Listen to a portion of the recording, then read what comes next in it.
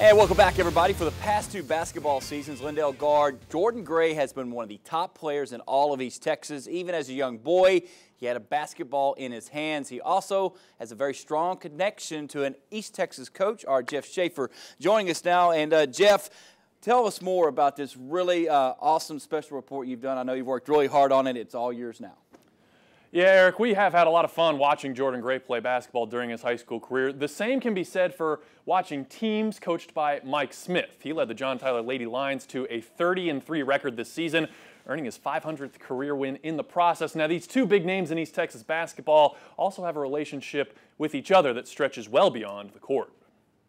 As a high school basketball coach, Mike Smith is accustomed to bidding farewell to seniors. There's a relationship beyond basketball, about how watching those young ladies turn into who they are. This season, another senior close to Coach Smith played his final high school game. Not a player from his team, but from his family, Lindale star Jordan Gray, who happens to be Smith's grandson. It's been such a joy. I mean, nobody could be more blessed than we have to watch Jordan play all these years and get to see him close over in Lindale. The relationship between Gray and Smith started well before Jordan reached high school or even lived in Texas. Gray was born in Colorado, where his dad, Shane, played college basketball, and his grandfather coached high schoolers. He's always been my first best friend. Growing up in Colorado, everything we did, I did it with him, and we always had a lot of fun. Do you have a first memory with your grandpa? Probably my earliest memories are going to his basketball practices and playing with his team and playing knockout with his team. Do you even remember a time when you didn't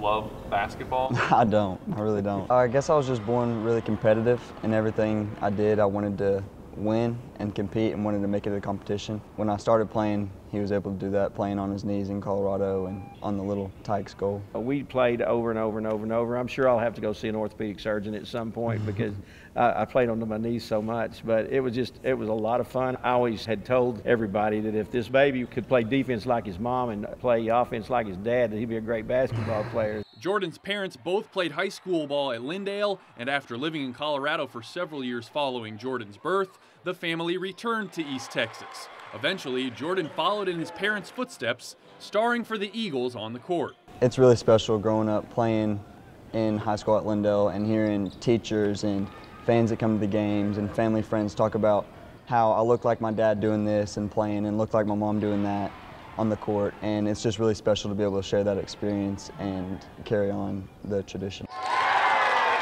Smith also returned to East Texas from Colorado and became the John Tyler girls basketball coach in 2009, meaning that throughout his grandson's high school career, Coach Smith has been able to watch Jordan play, while Jordan has seen his grandfather roam the sideline.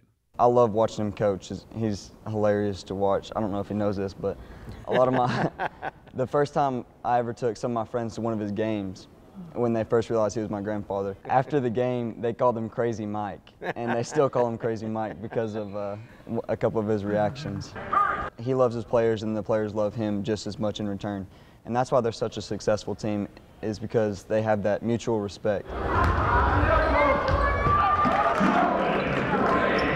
He's put so much work into being the basketball player that he is, and it pays off for him. His ball handling gets him a good shot, and he can take a good shot, and of course he shoots well.